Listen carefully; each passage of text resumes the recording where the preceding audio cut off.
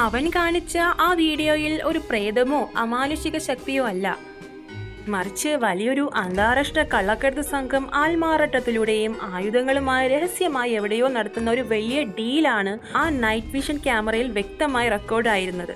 ആറമിന്റെ കൽപ്പന കിട്ടിയതും driver സീറ്റിലിരുന്ന JK ഒട്ടും സമയം കളയാതെ ഗിയർ മാറ്റി ആക്സിലേറ്ററിൽ കാലമർത്തി ടയറുകൾ റോഡിൽ ഉരുകിത്തെറിച്ച് വലിയൊരു ശബ്ദത്തോടെ ആ കാറ് മുന്നോട്ട് കുതിച്ചു.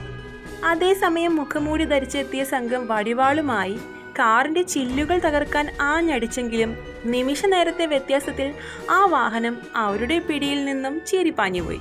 പിന്നാലെ വില്ലന്മാർ തങ്ങളുടെ കാറുകൾ സ്റ്റാർട്ട് ചെയ്ത് അതിവേഗത്തിൽ BTSന്റെ കാറിനെ പിന്തുടർന്നു.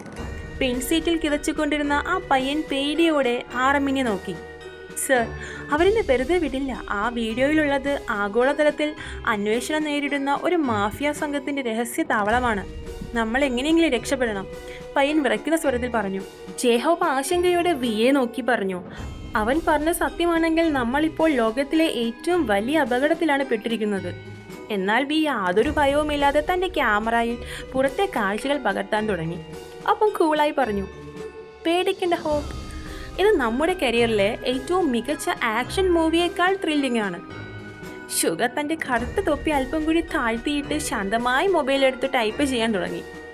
നിങ്ങൾ ആരും പേടിക്കണ്ട, ഞാൻ നമ്മുടെ സെക്യൂരിറ്റി ടീമിനെയും അടുത്തുള്ള പോലീസ് സ്റ്റേഷനിലും GPS ലൊക്കേഷൻ അയച്ചു കഴിഞ്ഞു. നമ്മൾ അധികം നേരം ഈ വേട്ടയാടലിൽ ഉണ്ടാകില്ല. കാർ കാട്ടുപാത വിട്ട് വീതിയേറിയ പ്രധാന ഹൈവേയിലേക്ക് ചീറി പാഞ്ഞു കയറി. മുന്നിൽ നല്ല തുറന്ന റോഡ് കണ്ടതും ജങ്കുക്ക് കണ്ണുകൾ ചുരുക്കി സീറ്റിൽ നിവർന്നിരുന്നു. അവന്റെ മുഖത്ത് ആവേശത്തിന്റെ ചിരി പടർന്നു. ചേട്ടാ, ഇനി നമ്മൾ ഓടേണ്ട കാര്യമില്ല, ഹൈവേ ആയില്ലേ, ഇനി കളി മാറും, ജങ്കുക്ക് ആത്മവിശ്വാസത്തോടെ പറഞ്ഞു. പെട്ടെന്നാണ് ആറാം ഗൗരവത്തോടെ എല്ലാവരെയും തടഞ്ഞത്.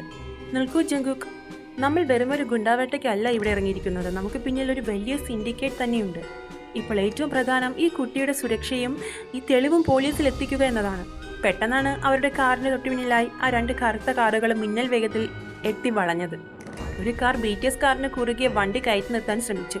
മറ്റൊരു കാർ വശങ്ങളിലൂടെ ഇടിച്ച് റോഡിൽ നിന്ന് പുറത്താക്കാൻ നോക്കി. കാർ ശക്തമായി കുലുങ്ങി. ജിമിൻ സമചിത്തയോടെ ഡ്രൈവിംഗ് സീറ്റിലിരുന്ന JKയോട് പറഞ്ഞു, ഡാ, വണ്ടി വലത്തോട്ട് വെട്ടിത്തിരിക്കൂ.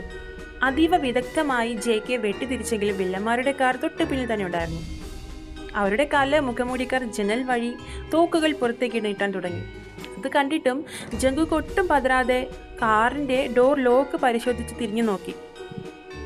ഇനി ഇവരെ വെറുതെ വിട്ടാൽ ശരിയാകില്ല. അവൻ തന്റെ ജാക്കറ്റ് അഴിച്ചു മാറ്റി കൈകൾ മടക്കിക്കൊണ്ട് പറഞ്ഞു, ഹൈവേയിലെ അടുത്ത ടോളിൽ നമ്മുടെ സുരക്ഷാ സേനയും പോലീസും വെയിറ്റ് ചെയ്യുന്നുണ്ട്. അതിനു മുമ്പ് ഇവരുടെ ഗർവ് ഒന്ന് അടയ്ക്കണം.